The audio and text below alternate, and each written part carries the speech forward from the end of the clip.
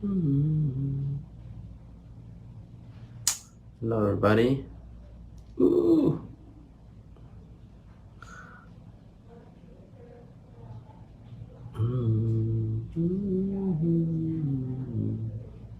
Let's do a quick birthday set here.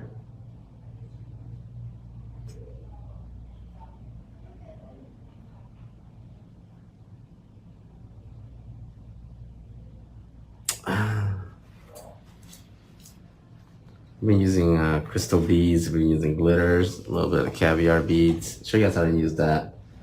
A lot of people actually don't know how to use that, believe it or not.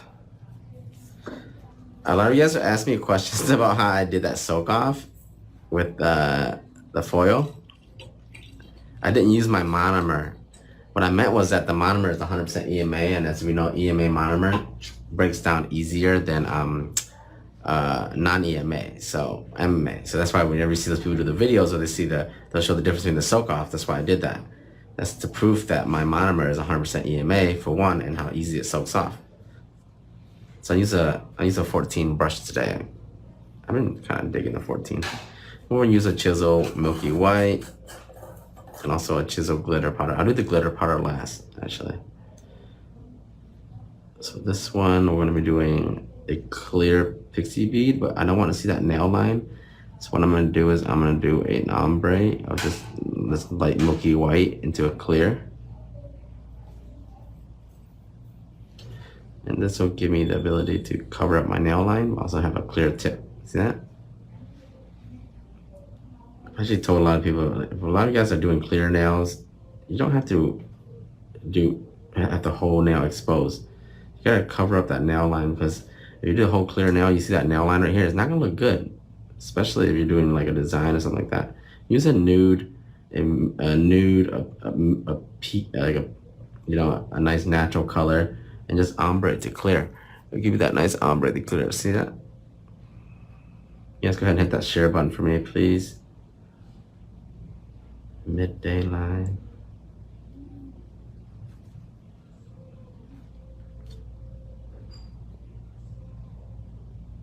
Share on your Facebook, whatever. So then I'm gonna leave that like that, because later I want to put pixie beads all over that. And these three are gonna be solid milky white.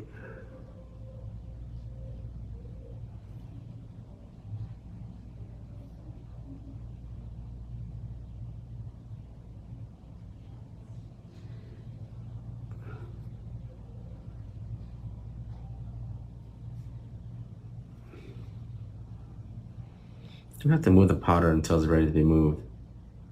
Don't force yourself. You want the powder to be nice and medium like this. It's for you to move it. Use a whole brush. Brush from outside in.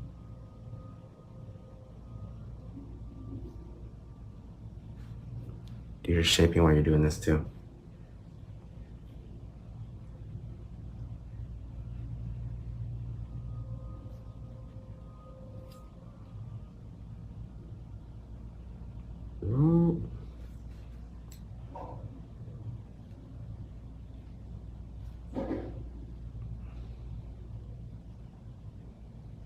So I just shape my nails where I'm at. Get it nice and taper, square. Let me go up for my second bead here.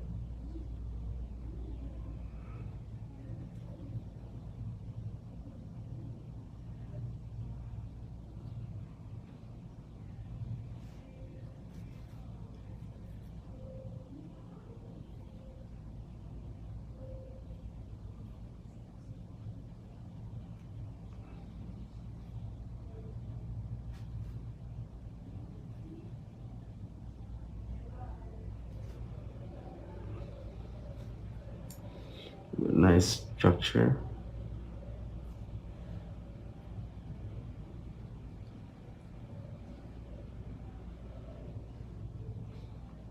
See, I'm trying to blend in that second bead into that first bead. Give myself some good structure. If I need a little bit more, just add a little bit more. And right here, just to blend it in.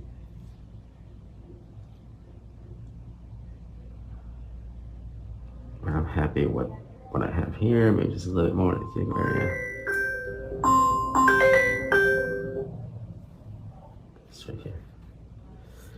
cuticle area here. Build up to my apex area. Take my time, clean my side walls. Just like that.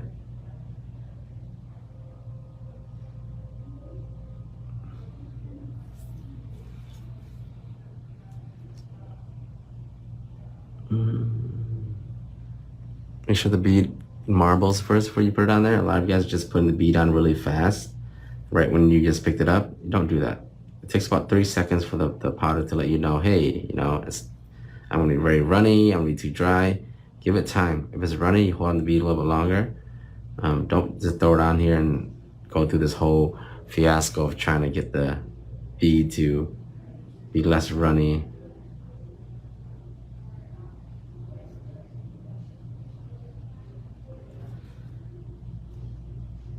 So a lot of you guys are having flooding issues. It's flooding because you're putting on when it's too runny. It's better for you just to hold on to the brush for a little bit longer, maybe 3-4 seconds longer. Let the powder set a little bit, then put it on the nail. You put it on too soon, that will happen. See, I'm kind of sculpting this out because, you know, like I'm using my stiletto tips. So basically the tip has a little bit, you know, it's a little bit sharper, the tip. So I kind of wait for the powder to solidify a little bit so I can sculpt it to make it more square. You see that?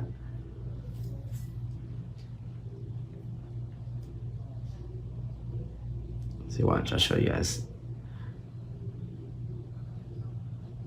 See that marbling? Once it marbles, use about 3-second rule with my monomer. My monomer is medium setting. That means that it's gonna be flexible. It's gonna have some time to it.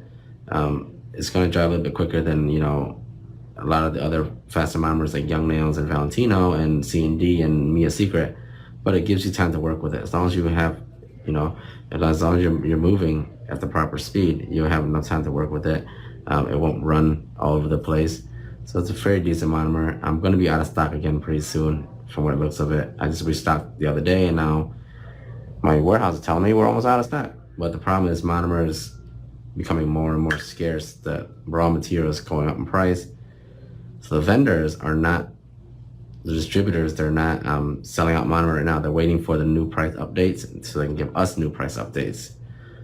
It's one of those games of supply and demand, unfortunately.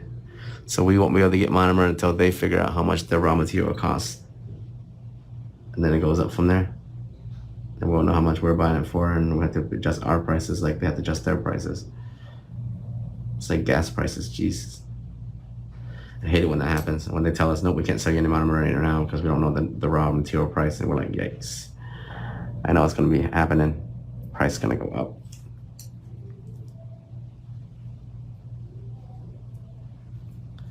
You see that? Supply and demand. That's why people can't complain about our prices, really. People complain about nail prices.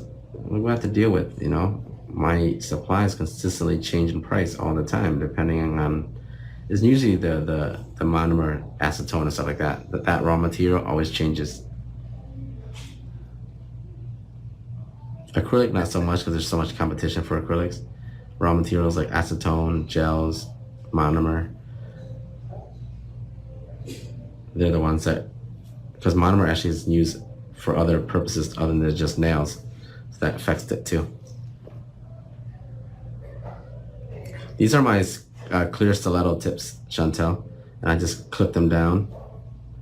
Chanel, I just clip them down to make a coffin.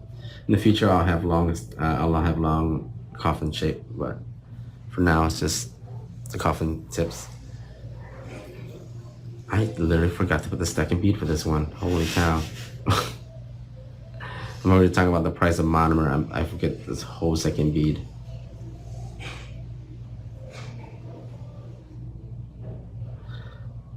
You're probably like, what's he doing with that finger? Nothing. Absolutely nothing.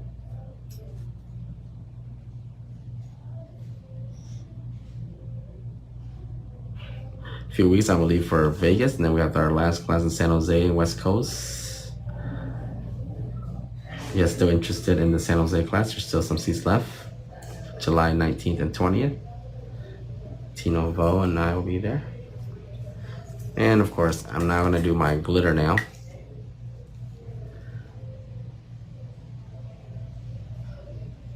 I'm just doing a nice thin layer and I'm gonna cap it.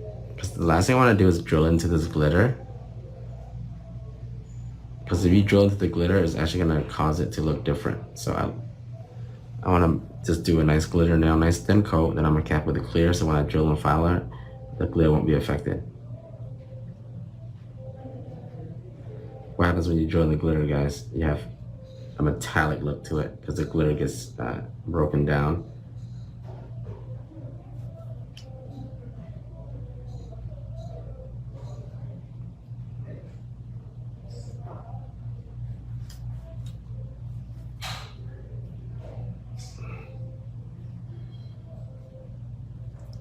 Nice thin layer.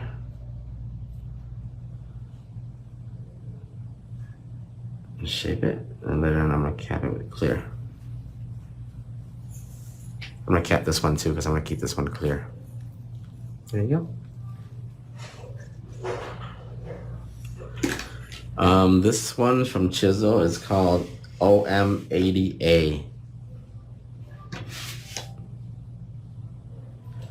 I'm gonna do like kind of there's gonna be some stone work. We're doing some rhinestones and we're gonna do some pixie beads. See this glitter, you gotta be careful because it has little glass pieces into it too. So definitely you gotta be careful with that because you drill into that, it's not gonna look good. It has chunks of glass and stuff in there. Chunks of like big glitter. And I just do a very thin coat, make sure I get good coverage. And then I'm gonna cap everything with clear. Get the cuticle nice and flush. I hope the monomer price doesn't go up too much. I'd hate to have to increase. Usually it's like almost like a few dollar increase, but from what I've heard from a lot of the vendors and a lot of the supply stowers, this might be one of those the biggest jump. But I hope I can stay. I'll probably take the hit for a partial of it, maybe half, and I'll just sell it. I don't want to jump the price up too much. I'm not a big fan of boosting the prices up because of what it is supply and demand. This monomer is pretty damn amazing. So I'm done with the glitter. I'm gonna put that away for now. So flip this over so I don't get any more glitter into my monomer. What's that? Okay, so the ring finger. So again, I'm gonna do a white to clear ombre.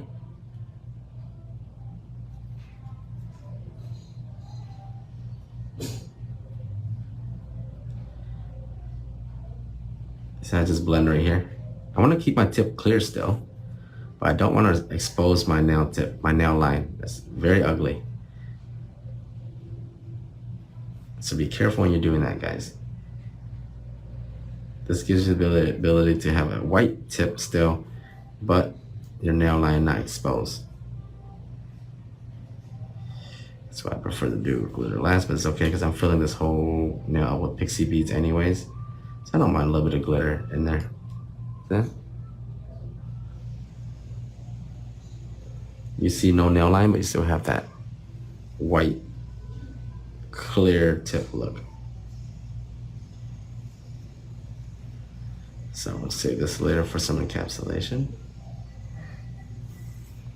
And these are all solid nails, so probably gonna need a little bit more monomer here in a second. But let me finish this up.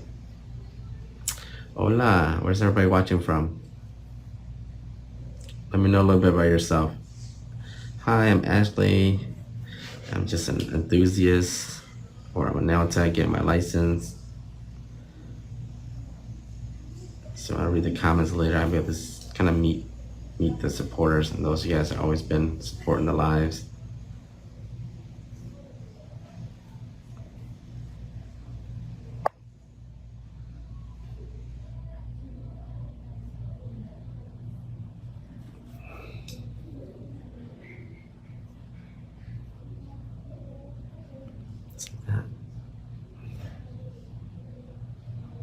I'm gonna do my second bead. This is gonna be my bead for my apex also.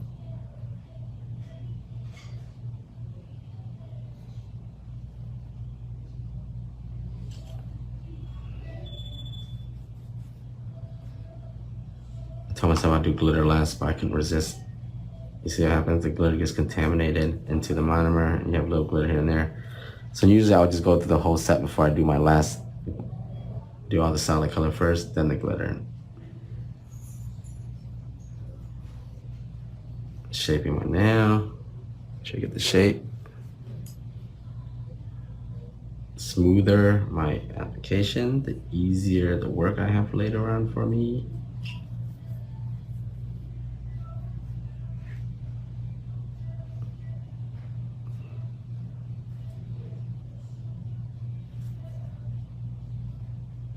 Oh my goodness, it's glitter.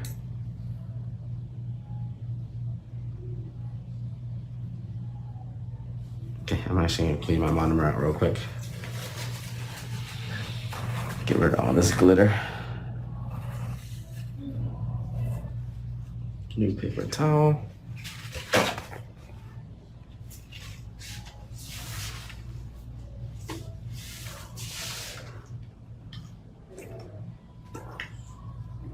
There's a shortage of monomer, but I have a shit ton in my studio. I always keep 10 bottles on hand for myself.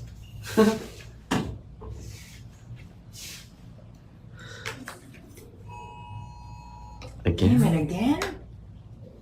Someone got it late. They must have.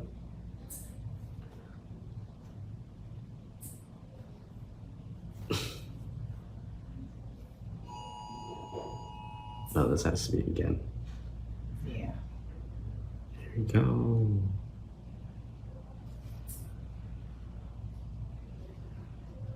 I always do a 2 bead. Not always, but it gives me the ability to control my powder better and build better structure for my nails.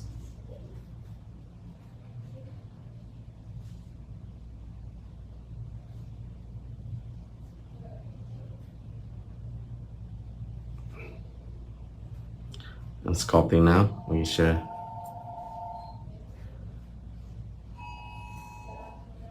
The heck?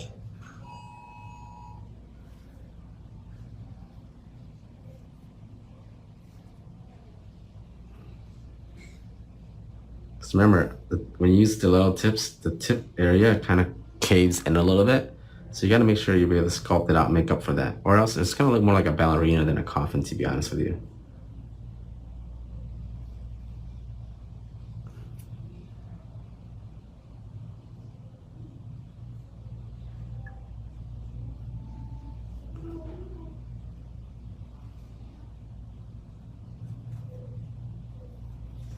So a lot of people that use this stiletto tips, they don't do that. They just, you know, shape it towards how the actual nail looks. You don't want to do that because they'll start to come in more of a point at the tip. So you gotta wait for the powder to dry a little bit, sculpt it out, use your flat head, and see that? Just shape it up. Boom! You have a nice, perfect coffin.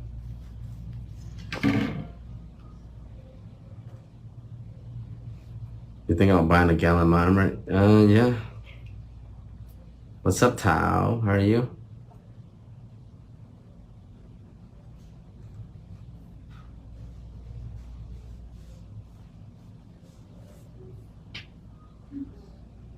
Nail class where Memphis? Ooh.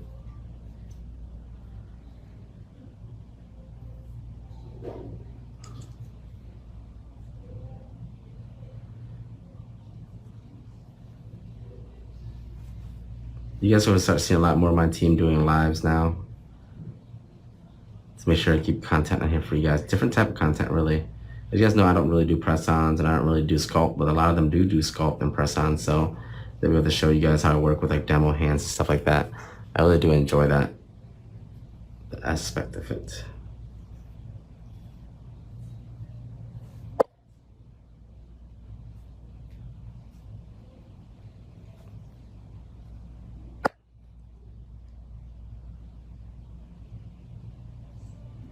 Well, thank you. Hopefully they'll hold up to the standard, and yes, please do support them just like how yes, support me. There'll be a few changes to the page coming up soon. I'm gonna have them schedule up when they're gonna do certain content.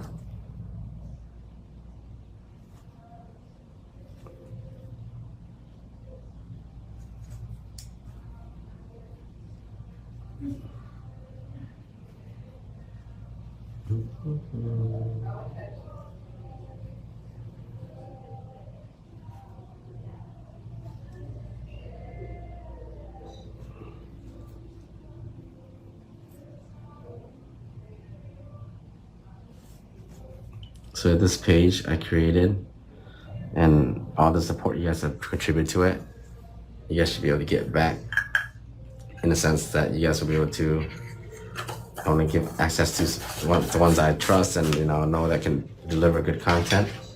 They'll be able to help you guys with other stuff. So like I said earlier, I'm using my 14 right now. It's crimped. This is a 4. Oh, this is the 16. Woo, sorry, using a 16. Sorry, I said 14. So remember that glitter one? You don't want to drill into this glitter. So we're gonna cap it with a little bit of clear before we drill into glitter.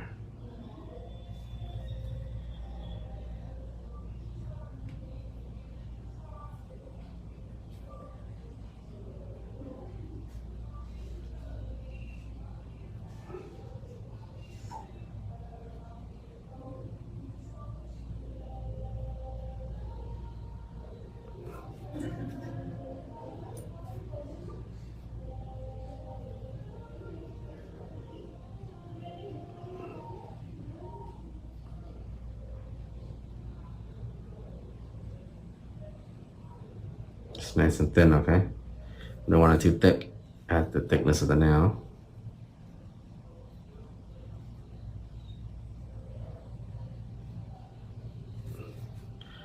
This is it. For this set, we're gonna be doing a lot of stone work later on, some stones and also some pixie beads. I'll show you guys how I use those caviar beads, those little clear ones. A lot of people are using them wrong. I can tell by the pictures, the way they're using them, that they're not gonna last.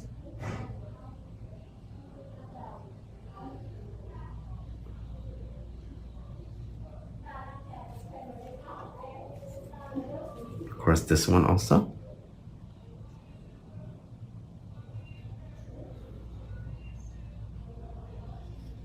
Remember, the tip is very thin, so we're gonna just do slightly up here because we have structure up here already. I'm gonna use majority of this powder to go down the tip area. And with clear, you gotta be very careful. Work slow. Don't try to rush it. It's gonna be runny, okay? Work slow so you don't have bubbles. The faster you work, the more you beat into this powder, the more ability for you to have bubbles.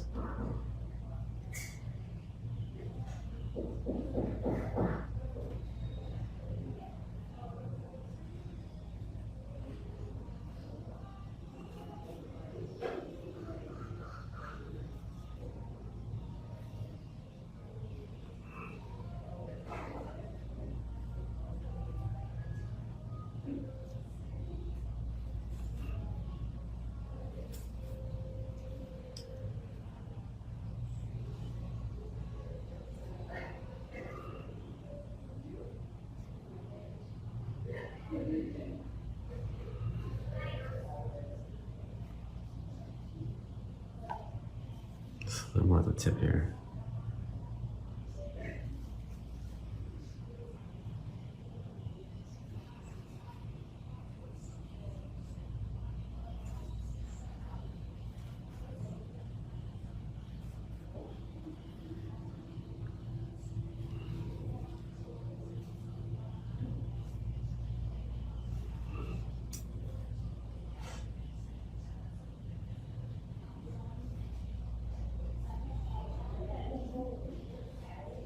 There we go. I still gotta shape my nail when I'm doing this. Can't totally ignore it.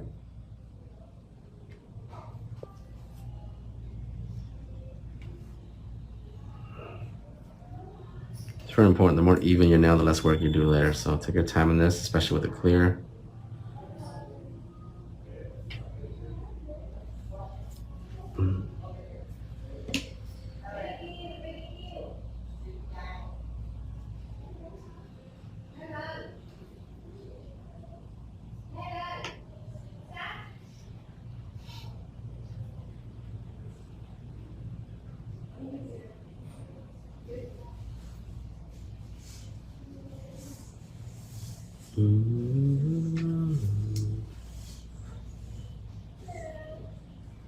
Just take your time.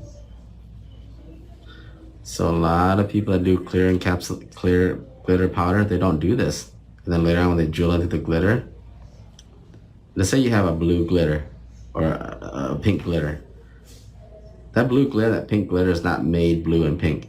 This is a silver glitter that they just coat it with pink or blue, right? So when you drill into it, that silver metallic look will come through and it'll make your glitter look completely different than what you wanted it before. And let's say you have chunky glitter, and all of a sudden you drill into it and file into it, your glitter is no longer chunky. Your glitter is now more fine, more flaky, more like less chunky. So you can't take away the look from the glitter. So be careful how you want the look. If you want a chunky look, then you have to cap it. Because you drill into it, it's gonna take away that look, okay? Very important. Now, a lot of people know that. And then you do this design that the client wanted, it looks great, and all of a sudden out of nowhere after you're done, you're like, why does it look so different? That's because of that reason right there. Glitter is very, very funny to work with. You have to really think about what you're doing with it. It's always good to encapsulate glitter. Do it very thin and encapsulate, just to protect the way the glitter looks.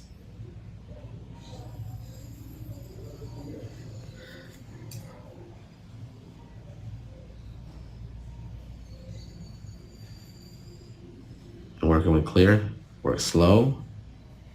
Don't put too much pressure into it so you don't get bubbles. You guys ever seen people that get this really crystal clear look? Because it's not contaminated. No bubbles, no nothing.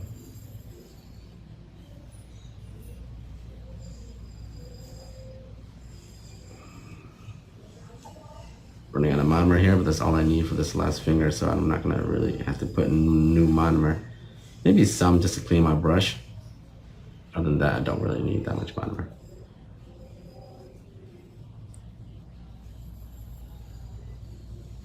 Just a little bit more powder here. I have to put a little bit more monomer. I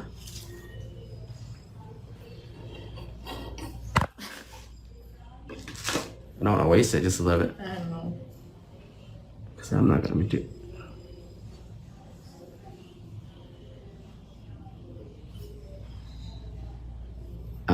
Monomer's price is going up, man. I can't be wasteful. Everything going up. It's crazy. It is what it is. Supply and demand. Yep. Fortunately, monomer is not used just for nails. It's actually used for a lot of other things. Okay. I'm use the rest of this monomer to clean my brush. Especially a bigger brush. I'll show you guys. Ooh. I'll show you guys how to clean your brushes, okay? I know a lot of you guys probably.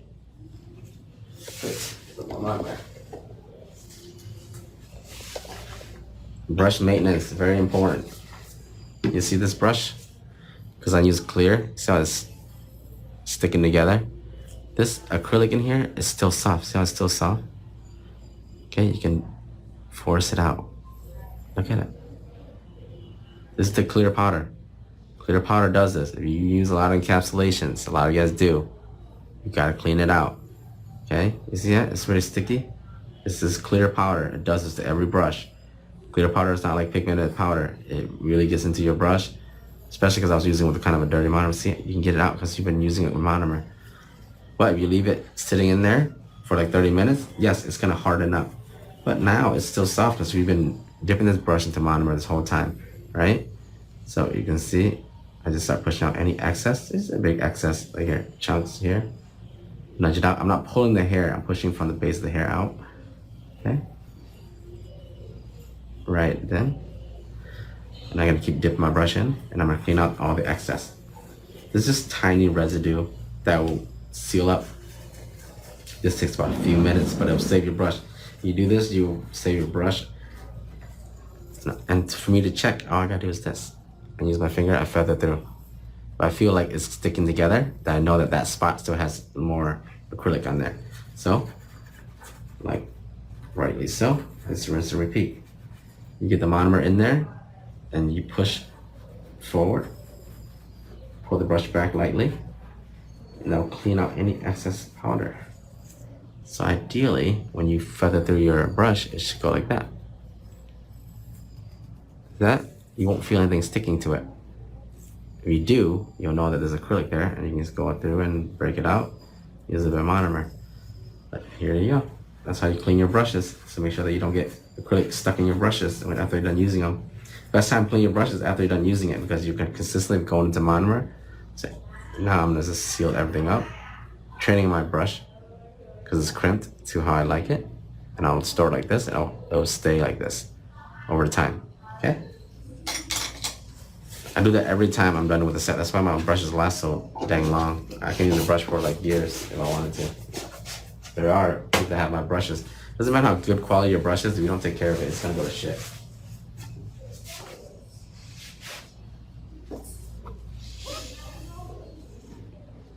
My brush is still like new. I bought your brush like a year and a half ago. Wow, really? See, I just mentioned it and someone already said it in the comment. Yeah. I teach people how to use my brush also, you know? Especially a good quality brush, if you just take care of it. She's had that brush for a year and a half. Bet you she's never used a brush that long in her lifetime. It's crazy. I still get people that send me screenshots and pictures of their brush when the very first edition one. I know there's the first 50 that I had one, but I lost it, and there's some people that actually have them. The first 50 brushes is actually labeled differently, a logo differently, so I know exactly. Those are my trademark ones. There's actually people that still have them, still use them to this day, and that's crazy.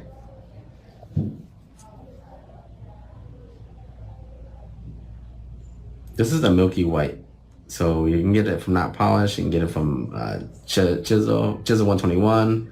Not polished. It's just called milky white. I think 101. I think Wavejet has one too. I forgot the name. A lot of companies have this type of white. Of course, I'm gonna do quick shaping. My shaping should have been done through my application. I really don't have to shape that much, to be honest with you.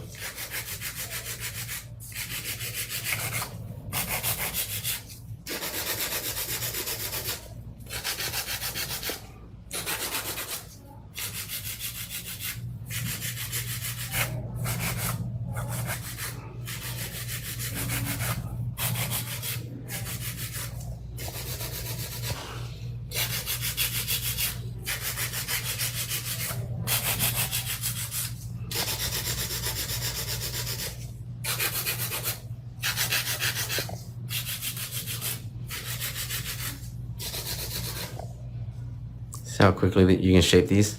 Look how crisp the shape is. Do it through your application, okay? Don't try to shape with a hand file. The hand file just helps you crisp the shape up a little bit, okay?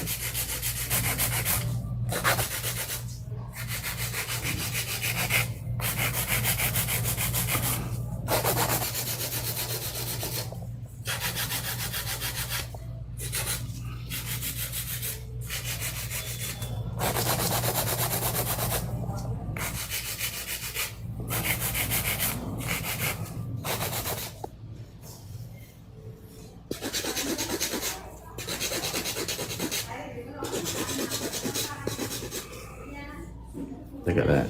Beautiful coffin. Is that enough to make you cry, right? It's beautiful.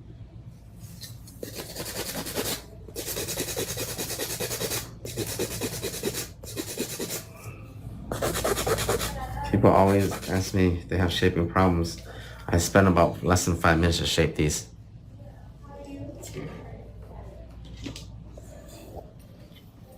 I'm an hour from Memphis to love. Hopefully. I mean, San Jose is our last West Coast class. We have a lot of people that are flying out to San Jose. It's fun. Have a quick vacation at it.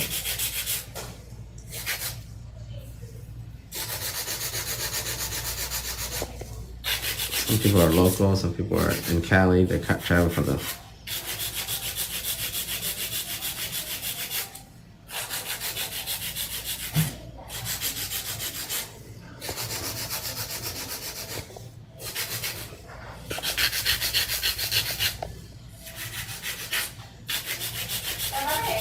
tháo ra hả? Cái nào? Ngồi đó. Nó muốn làm phô sa hả? Dạ. Nhìn nó phải tháo ra số cả mà thì nó phải.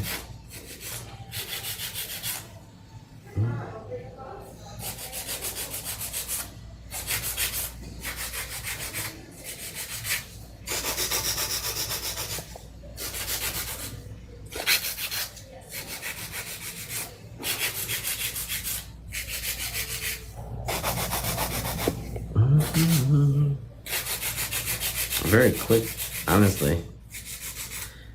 I think the biggest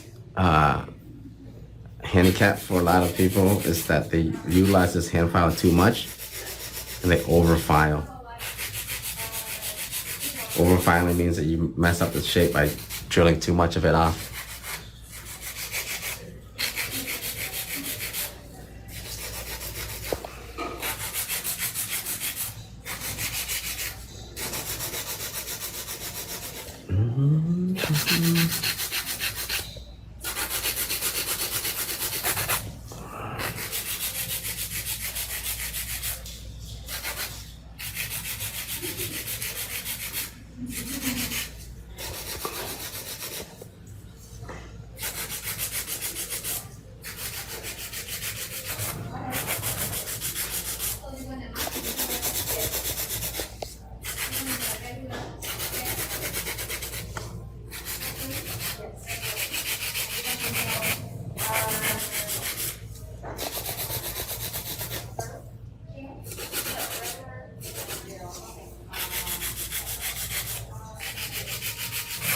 There we go.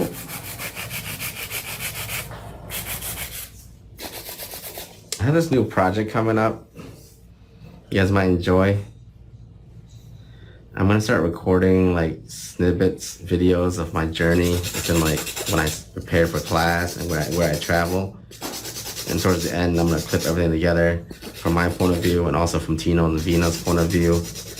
It'd be kind of like an experience for you guys to see what we go through when we travel to teach a class and stuff like that. Kind of like the behind the scenes. And I'll post on YouTube. Hope you guys enjoy that.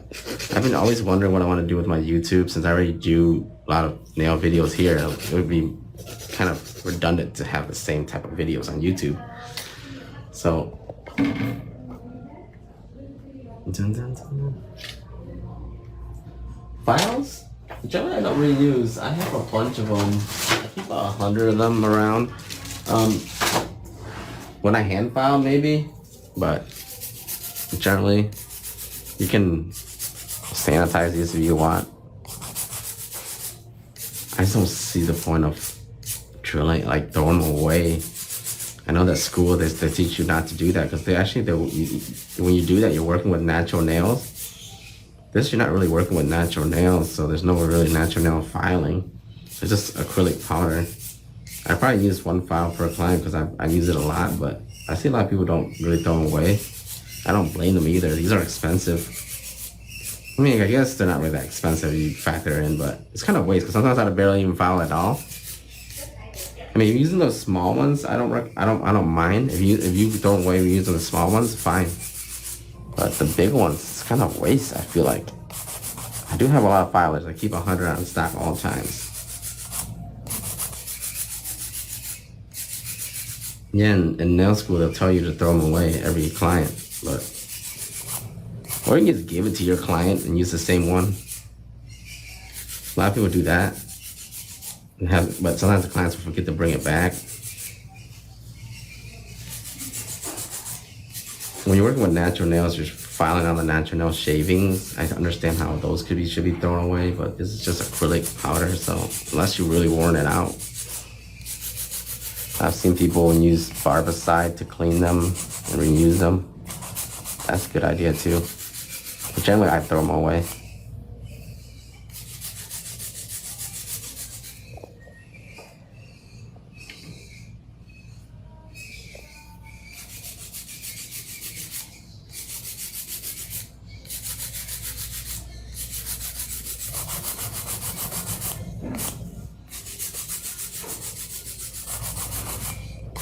Just do a little bit of hand filing right here, just to smooth it out a little bit, save me some time. If you do a smooth application, hand filing is the way to go. And also it breaks down the bulkiness for you a little bit before you use the drill. You're definitely gonna go through with the drill also.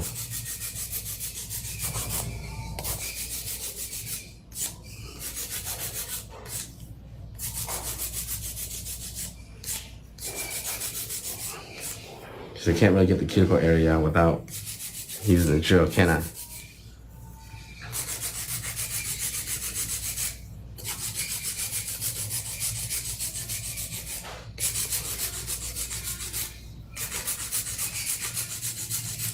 So yeah, this file will probably be done after I'm using it because I'm using it for hand filing, so it wears it out a lot.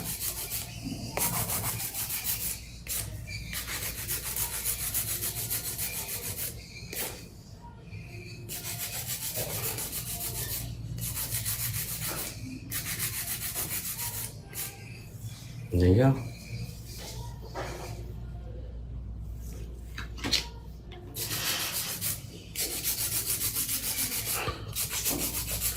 What do you want? You have redstone? A what? Redstone? Redstone? No, I don't. Like,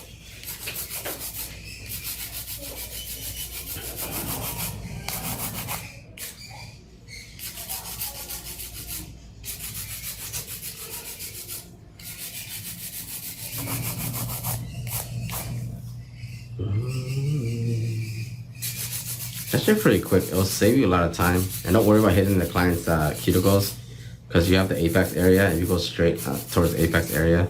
That shit has a little bit of bump, so you won't be able to do that. Should be fine.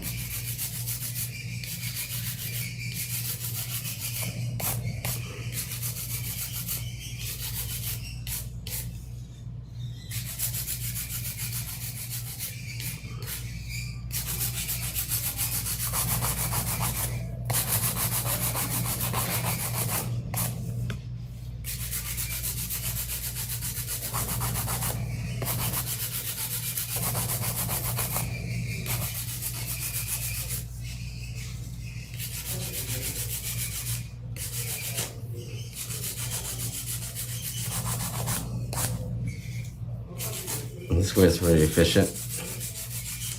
I use 100 grit for this. You can use 80. But I think 100 is just plenty. It gives you like an even surface. Like a straight surface.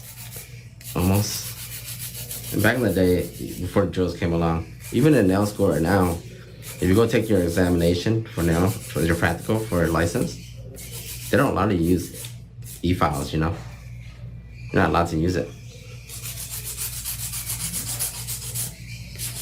So you have to learn how to hand file, basically hand file around the cuticle area also if you wanted to, but I'm gonna use my drill for that. Save me some time.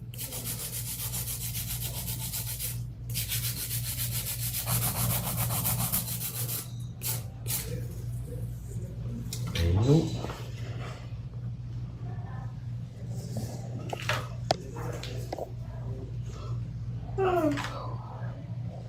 So this is now my favorite part is the cuticle work. I'll use my sharp 501 bit. This one we get a little bit close here. This is a sharp bit. If you want the safety version, I have the safety version also. But I like using the sharp one because the sharp one allows me to get into the cuticle area. Nice and flush. This gives so I don't have any lifts.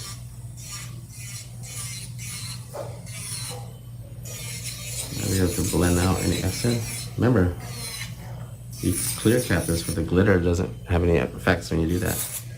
And generally this area has already been smoothed out. So it should be easy breezy to go through and just smooth everything out. The more work you spend on your application, the less work you spend on doing everything else. Shaping, filing, drilling, hand filing, all that becomes a lot easier.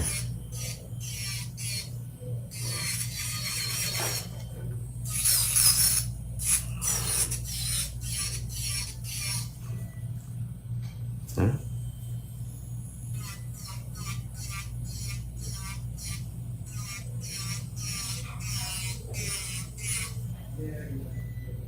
Getting those cuticles nice and clean.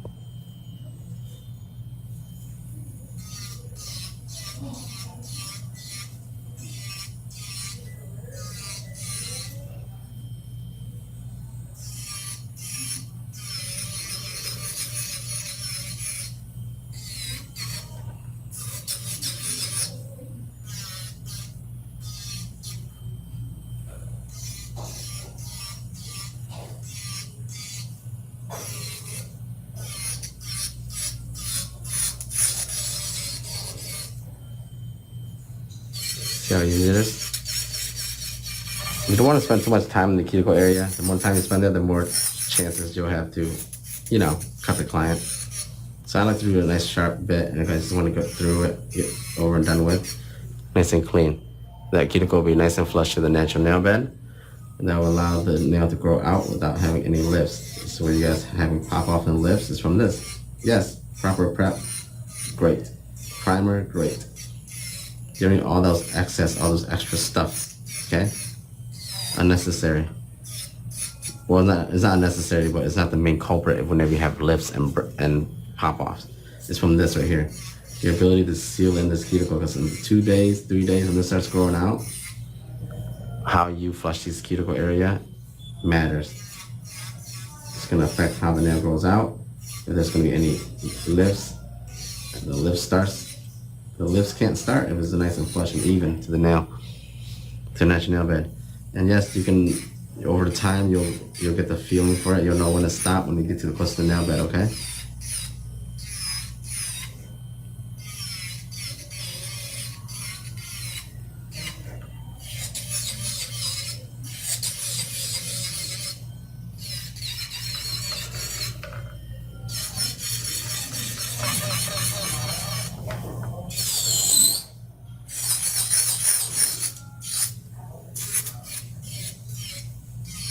Just like that.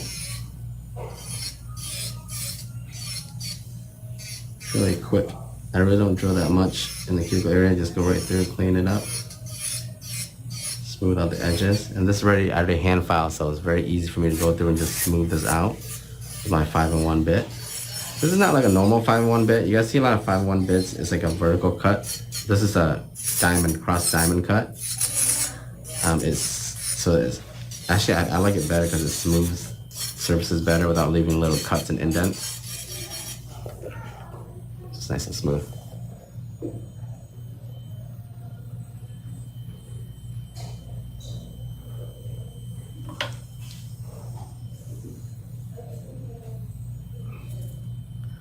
Greetings.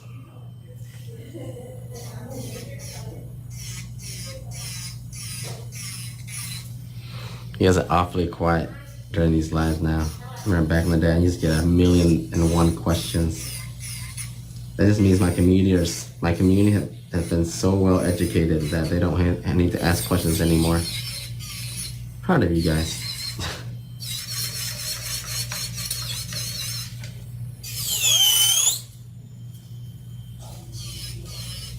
You guys are so well educated now. Which is true. A lot of people that have been watching me for so long, they probably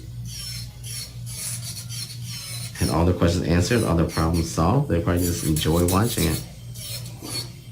Back when I first started, everybody's like, this, that. But now I get less of those and just more serious questions. That, and I know this part is kind of therapeutic. A lot of people like to watch this drilling process. Because I watched someone did it yesterday. I was watching someone's live yesterday, and I was like, oh wow, I like this. Sitting there on the phone watching someone work.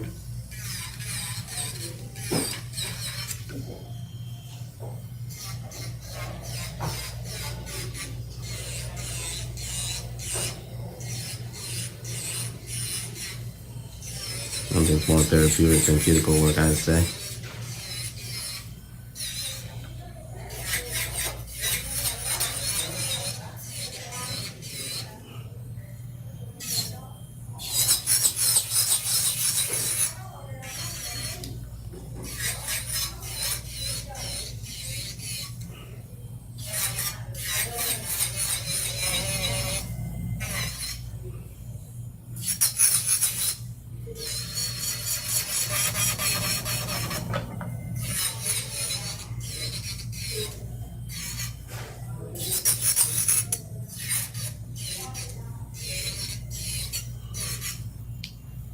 And the shape's still kept in form. Oh, Marisol, thank you so much. That is exactly what it is, huh? That's why I'm always seeking different avenues to reach.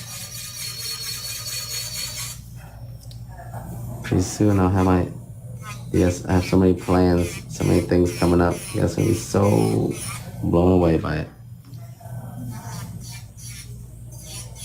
Can't wait.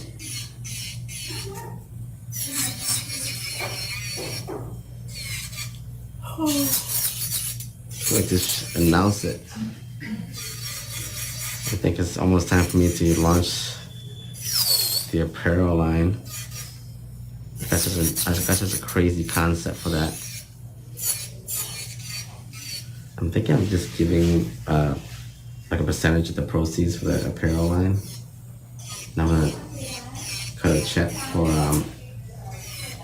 nail schools, nail academies to use for tuition for the students. I think that's what I'm gonna do. Be an amazing experience for the students, for the community, those who wants to wear the Manifest apparel. Every time you purchase, part of the proceeds goes to someone getting their license. I'm a big advocate for licensed nail tech. You guys haven't noticed.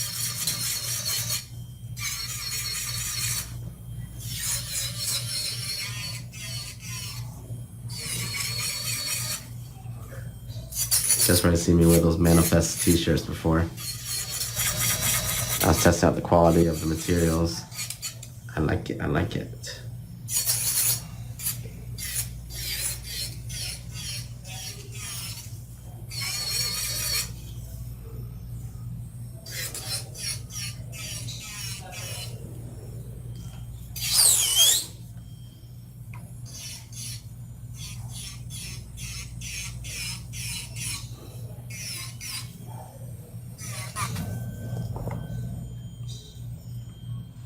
We've watched and you grow as well with all your products that help us out. Thank you. Drop new gems. Yes. Okay. I think only I think the students from Texas are the ones that have the apparel. You guys got the first Manifest shirts before they even existed. Now I'm gonna launch the joggers, sweatpants, hoodies, pullovers, t-shirts. Hopefully a lot of stuff. So it'll be clothing that inspires.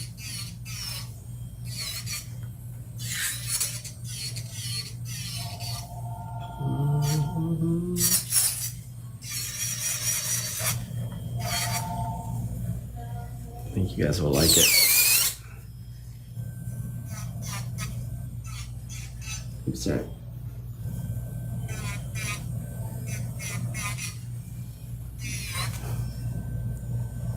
Get a little acrylic on the skin there.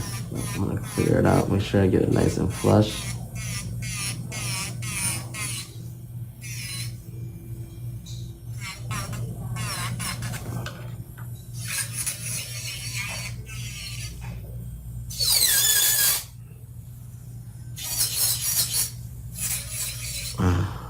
Almost done here. I'll show you. When's your birthday? Tomorrow. Tomorrow, good. The pixie bees will last you. Good. Till tomorrow. It's a wear and tear design. It's not meant to be stay on forever, you know. Yeah, I know. Now you guys are using the pixie bees, those caviar bees, the clear ones. They're not supposed to last. But I'll show you how to keep them on as best as possible. A few little tips and tricks to you to do that. Oh, sorry, a little bit zoomed out there. And finish off the thumb.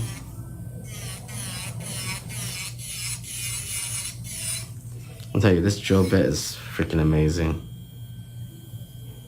Cannot go wrong with this drill bit. I pretty use it for everything. Once it's well seasoned, as soon as you can use it enough where it's like sharp but not too sharp, you pretty much can do anything with it. This is the sharp version. So once, you know, like anything, when you use it a lot, it gets broken down.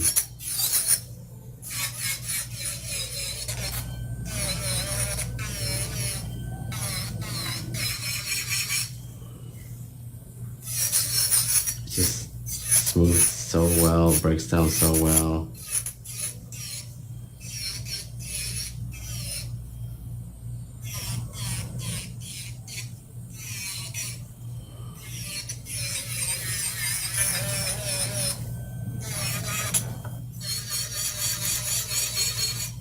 There we go. Let's give this a quick buff.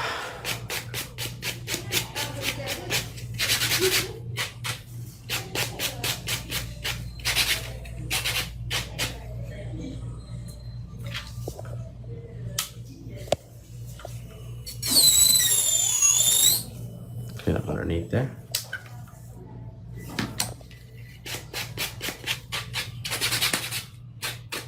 Generally, set should take you about an hour, hour and a half. Those guys are above 2 hours, 3 hour mark. You gotta focus on your application, go back to your basics, save yourself time doing all the other steps. You'd be surprised, going back to the basics. When I say that, I mean go back to your application, the 1, 2, 3s, putting on tips, prepping, all that stuff. I guarantee you that's where you'll find the extra time you're spending doing all this extra stuff that you may not necessarily need to do. Wash your hands.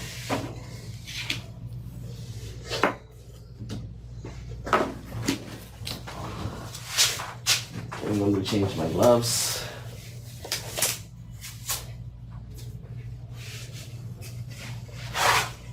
Okay, for the pixie beads, I got a little bit of a vial of pixie beads here.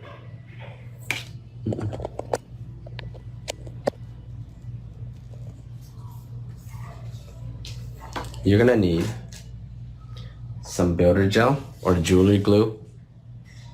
I'm using builder gel right now. I ran out of jewelry glue. Basically, the jewelry glue is little small containers of like the rhinestone glue. I'm gonna do those nails. I'm gonna do that first to show you guys how I do that.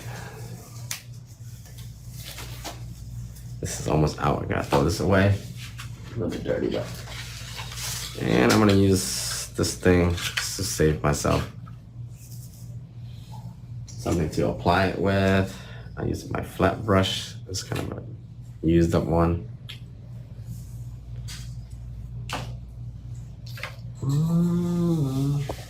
Also some, not matte top coat, some top coat. A lot of times when we use these things, we run into issues where it's too bumpy. And then like it's gonna be, it'll catch on things. You need to figure out a way to do that where it's not gonna be catch on things. A lot of people I see, he has pour and it's all over the sides, and that's gonna get caught on stuff. I will show you right now what not to do.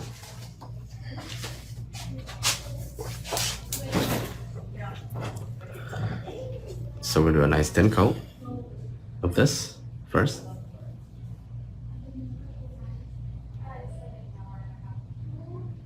Make sure you apply it everywhere you need it to stick. So this is well and good and all, right? It's a nice thin coat. The key is after this, we do a non-cleansed top coat. Use mine if you want. Mine's very nice.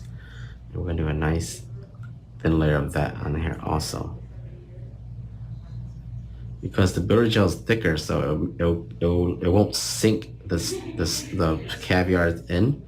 So you do a nice coat of top coat, which should be lighter, and it will allow the caviar beads to sink in, so that they don't stick up too much. Any kind of builder gel will work. Okay. Oops.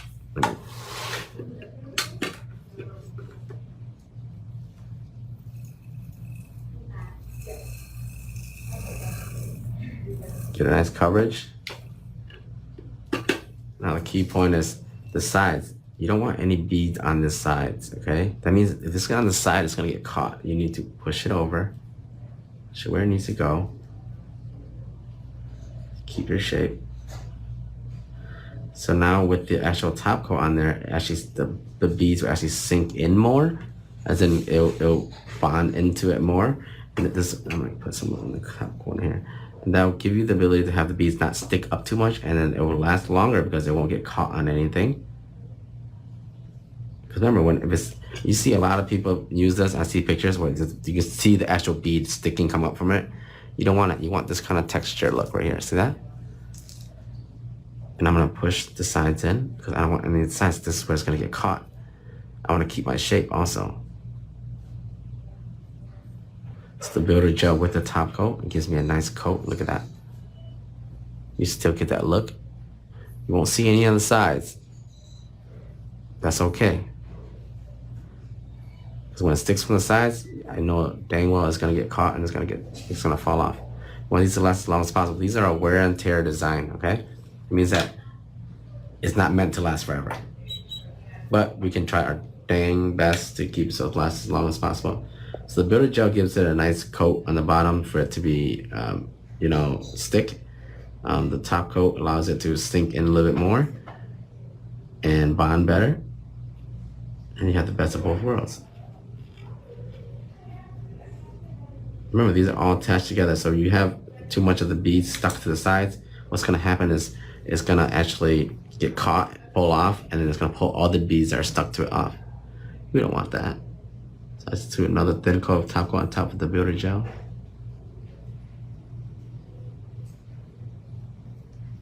See that?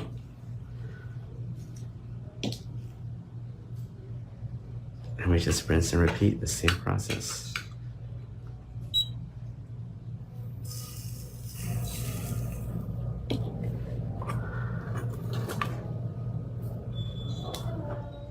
It's crazy. Whenever I see people that post pictures and it's all over the sides, I cringe because I know dang well the moment she puts her shirt on or like even grabs anything, the sides are gonna come off right away. It's very important to push the sides in.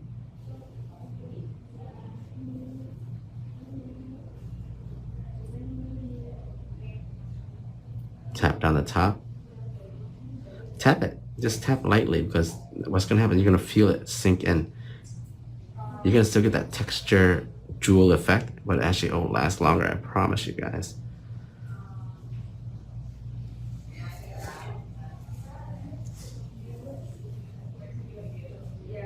You see? This one's a mixture. I used to sell these. I'm out of stock of these right now. But it has the jewels and the caviar beads. It's a mixture. You see what I mean by it sinks in? It's sunken in. Instead of having it stick out where only like half, like not even half a piece of the beads in there. It sticks in. And of course, because I have this, you didn't waste a lot of it. Because a lot of times you guys waste too much of this.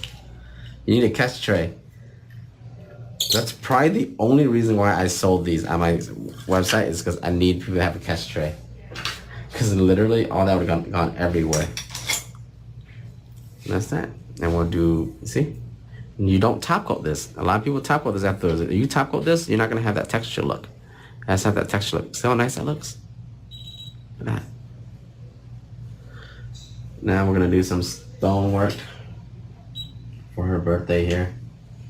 She showed me a really ugly style, but I'm going to change that.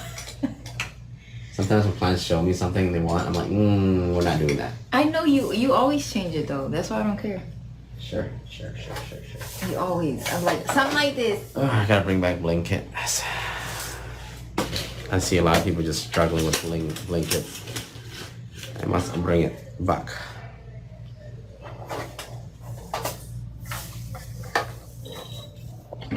No wipe. Does no wipe top coat make a difference in wipe top coat? Yes, it does. No wipe top coat. You should not be using wipe top coat ever. There's no reason why you should be even using wipe top coat anymore. It's an old generation of top coats. I don't know where you're getting it from, but definitely stay away from that. Now we have no wipe top coat. You don't need all that. Okay.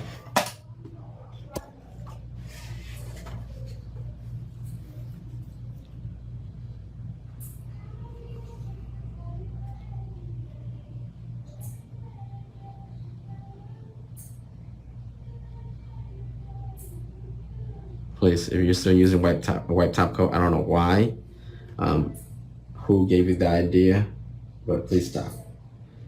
It's not necessary anymore. It's an old generation of ways of doing things.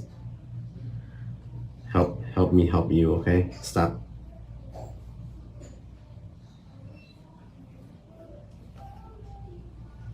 Only place I can see that you're getting white top coat from is probably Gelish. They're very old. They're very old school when it comes to that. But it's not necessary. There's no design that requires a white top coat. There's nothing that requires a white top coat. To be honest with you, on the fact that you want things to stain your nail. White top coat leaves a sticky residue that can cause staining of the nail.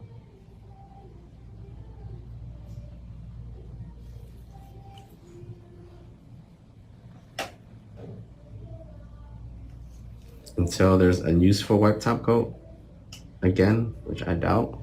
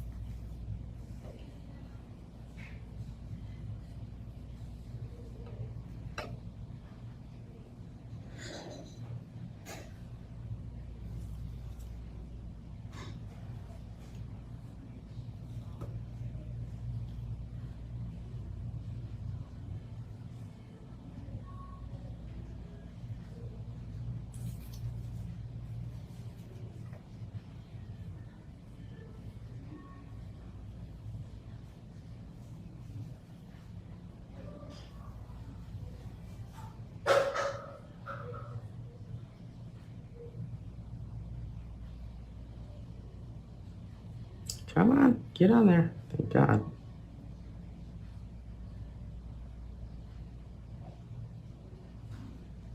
It's hell to work with, but they look so damn good, so you just gotta.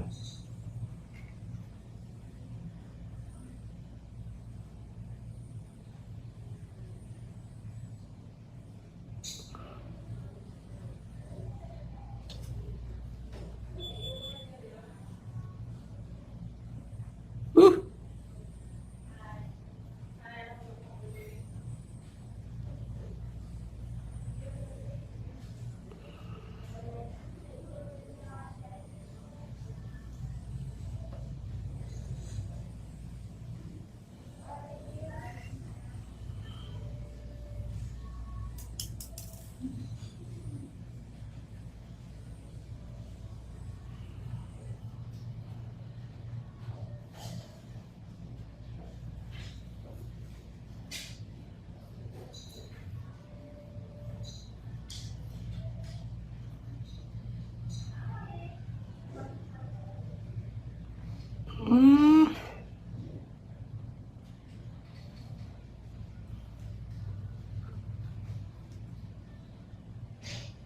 One day I'm gonna come up with a new product, some kind of product to use these a lot easier and make a shit ton of money. Until that day comes, I have to deal with this. Tweezers. No, not tweezers. Some kind of glue or sealant that works really good with this, but not as sticky. Oh, they're really small. That's why. Okay. No way tweezers will work for these. Ooh. I got readjust the stones because they moved a little bit. That's one of the reasons why I like using builder gel when it comes to stonework, because I can actually still make adjustments.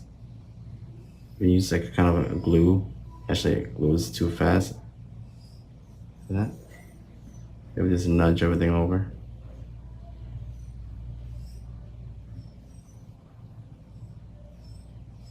It's not sealed in until I actually cure it, so.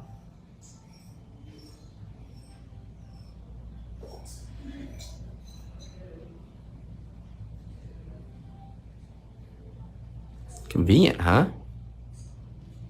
A lot of people use kind of a glue base. I don't know, because that's glues right away. That looks good to me.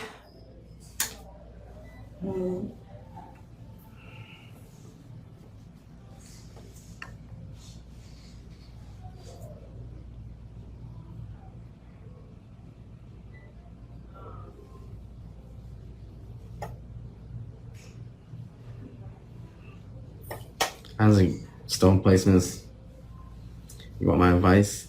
Really just don't think about it too much. A lot of people think about it too much, and that's why they run into issues with doing stones, because they overthink it and then they want to do this, do that, too much stuff. Just go for it. I first started doing stones just freestyling. If I wanted to cure this right now, I can cure it real quick and do more, but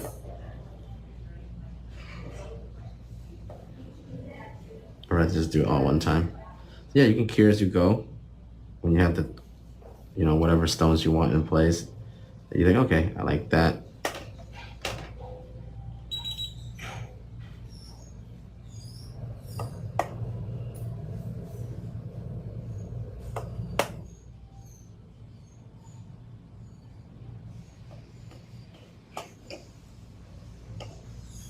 Up to you how you want to go on about it. This way I'm not too worried until I actually seal the stones in with the curing. As long as I haven't cured it yet, the stones are still able to be made adjusted. I can still make adjustments to it.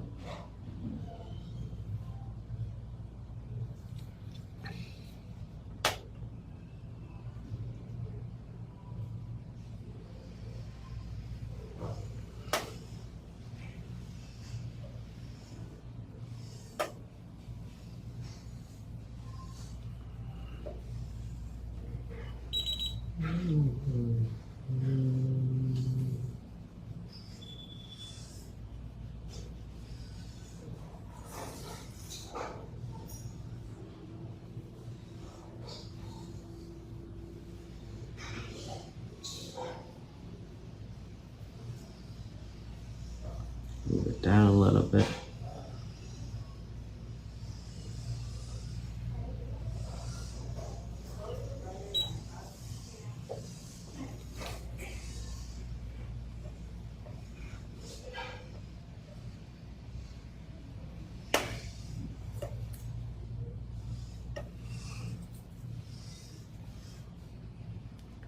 Notice I'm a little bit quicker this time than my other one,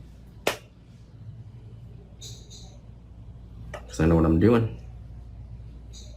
I can move a little bit faster.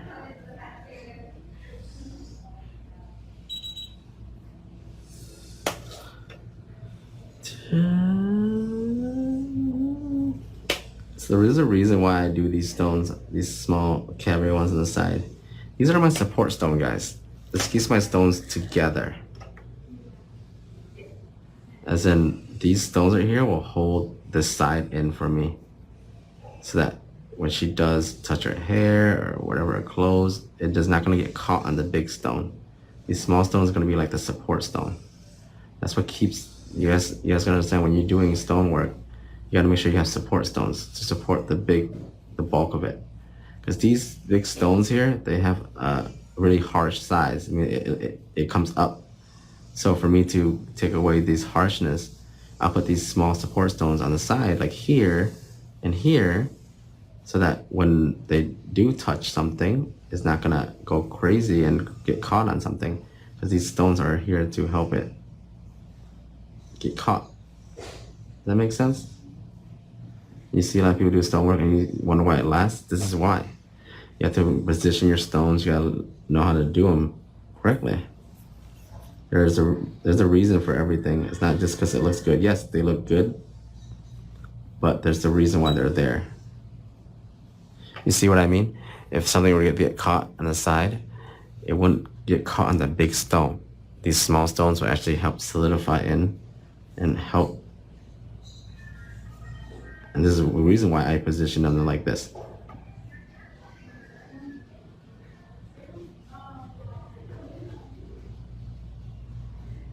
Even these small stones right here has a purpose. These small ones that goes on the side, because this big stone right here it's gonna lift up from the nail, right? So I need the small stones to create a softer side, softer edge, so that when something is caught, you see it, you don't see the lift from it.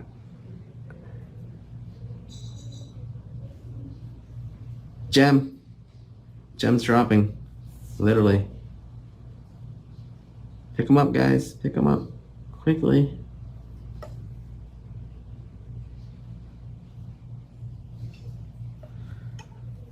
Quickly, everyone. Come up. Pick them up.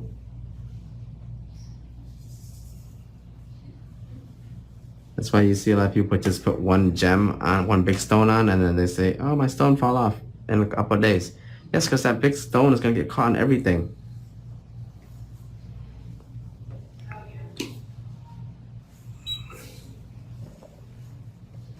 Hello.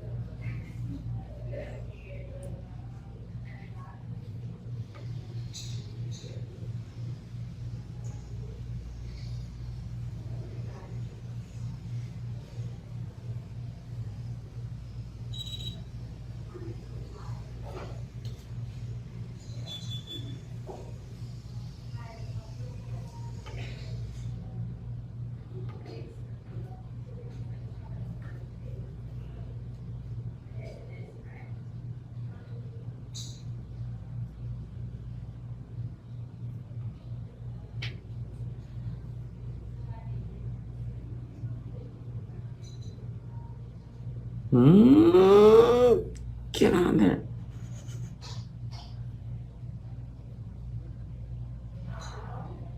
There it is. Go with your brothers and sisters.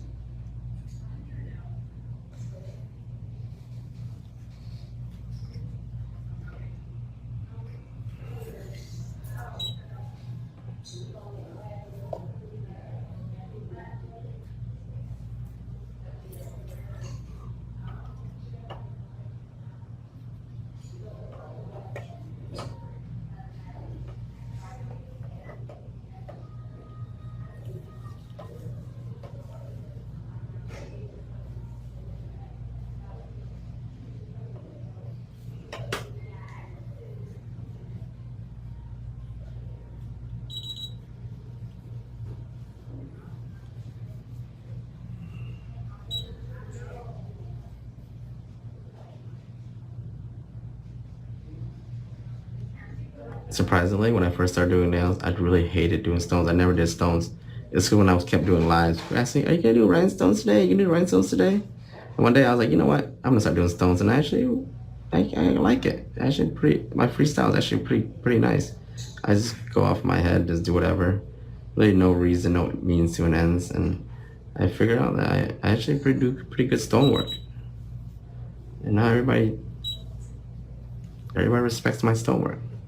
So you never know. And there are people out there that are known for stonework that really don't do that well, to be honest with you. I feel like being perfectionist allows me to be able to do my stonework really well because I'm actually very picky. Okay, and we're all set.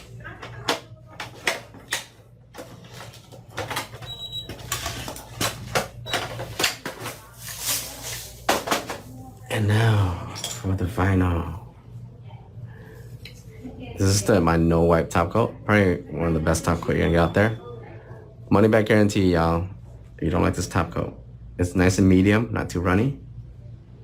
Gives you a nice shine. Very thin coat.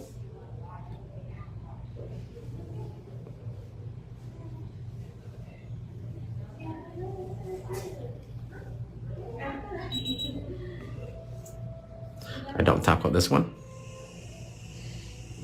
This one I will. I just go around the sides, seal everything in.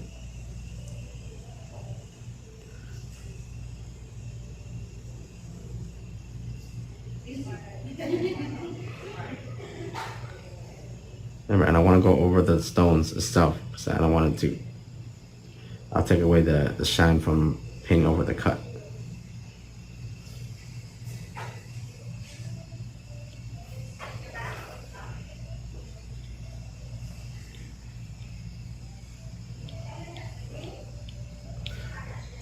This top coat is everything.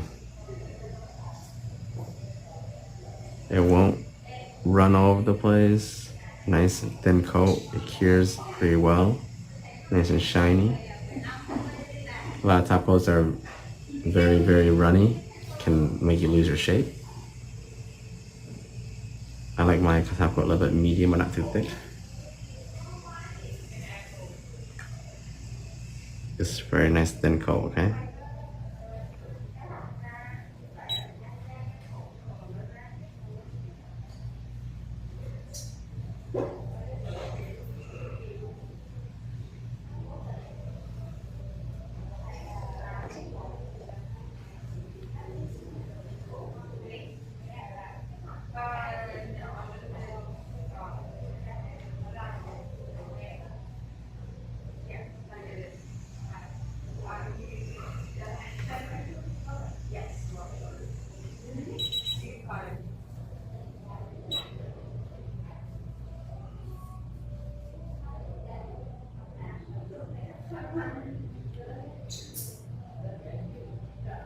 Just go around the stones, seal in the sides, that's it. And this should last. This right here, this design stones, it should stay for whatever how long she wears it.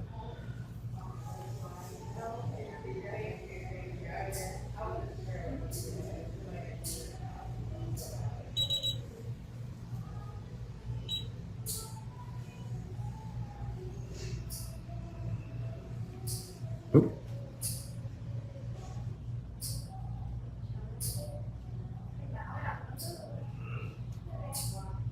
Oop, forgot she had a thumb.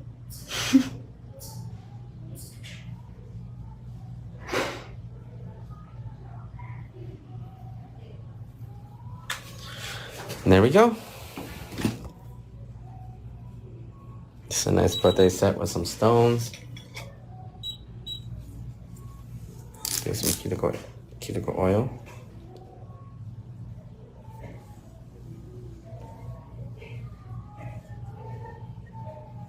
She got some a glitter nail.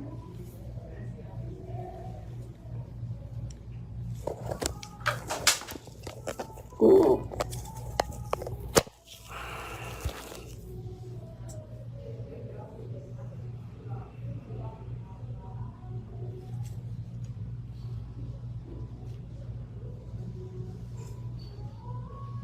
See that top coat? Just that glitter we put on earlier.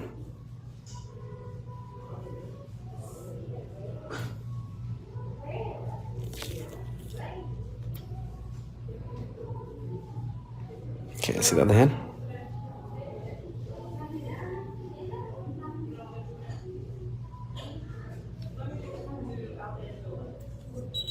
Okay. Alright guys, my next client's waiting. I'll see you guys later. Bye.